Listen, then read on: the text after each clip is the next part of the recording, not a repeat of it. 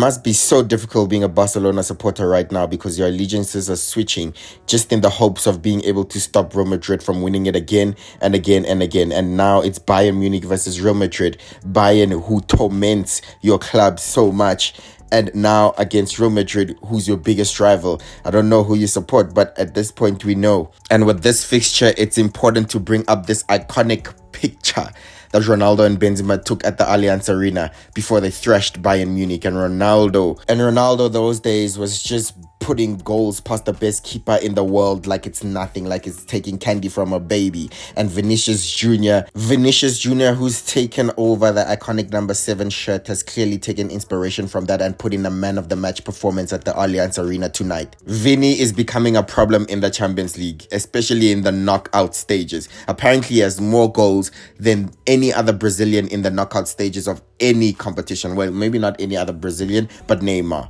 So he's surpassed Neymar's UCL legacy at this point, because Neymar only won it once with Barcelona, and Vinicius Jr has now won it a few times with Real Madrid, and he has more knockout goals than Neymar. Vinicius Jr was great, but how about Toni Kroos last night? Absolutely amazing performance from the 34-year-old who has always been in his prime, because he's put in performances like that time and time again. Kroos's season never ends with a pass accuracy that's less than 90% for consecutive seasons. That's absolutely unbelievable. He was just running the show last night. And the fact that he pointed to where he wanted Vinicius Jr to make the run and then put the ball behind for the first goal to get the assist, that was absolutely amazing to see. It was just brilliant. It was just a joy to watch. And that performance has come against his former team. I thought he was going to get a standing ovation when he went off from the whole crowd.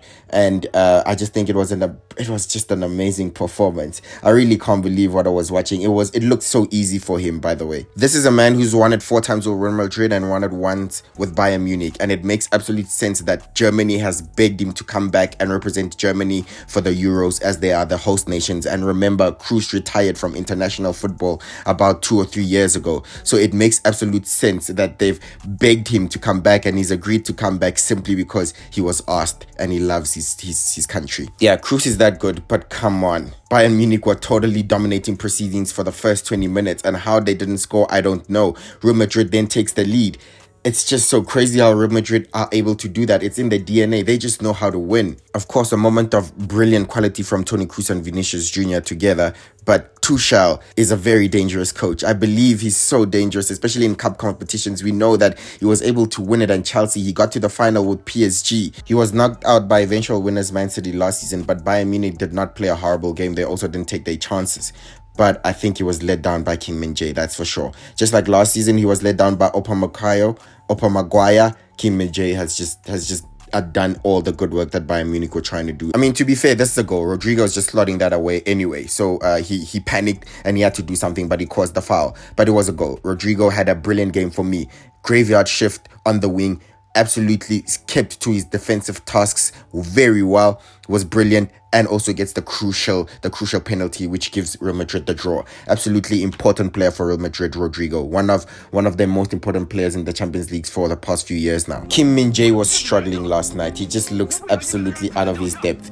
It's one of those games. It's Real Madrid. It's against the best players in the world. It can happen to you as a defender. Semi-final, big stage. I think he's never had this many eyes on him, but he did cost Bayern Munich some individual errors, and I think it's gonna be now a mountain to climb.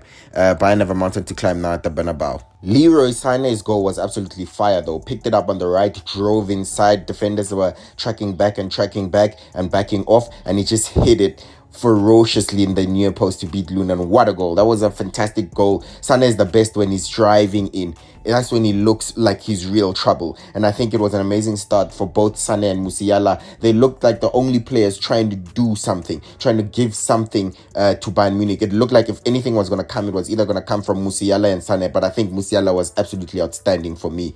On the wing, I think he's actually best as a 10, but he's so versatile that he can even play on the wing. And he was on the left this time. And for me, was absolutely amazing. I think on his home turf, Jude Bellingham, who was having a completely opposite game, I don't think he was as effective this time around, but Musiala just was on fire, and he won the penalty, of course, that gave Bayern the lead momentarily. He basically called Jude Bellingham to come outside, but we'll see at the Bernabeu. Jude Bellingham would have his home turf, and it's been suggested that Jude Bellingham robbed Musiala of the Golden Boy award. Kane tucked his penalty away to make it 43 goals in 43 games for Bayern Munich this season without a trophy at the moment. That would look like it's absolutely heartbreaking. If Bayern win Champions League, then this man might stand a good chance of winning Ballon d'Or. I mean, it's also a year of international trophies, so it will also depend on England's performance at the Euros and his performance specifically. I mean, that's it for the first leg of the semi-final. Absolutely entertaining. It ends 2-2. I think the advantage is actually with Real Madrid. I do think so. I do think they'll be good on home turf. I think Real Madrid are unbeaten at the Bernabeu for a while now.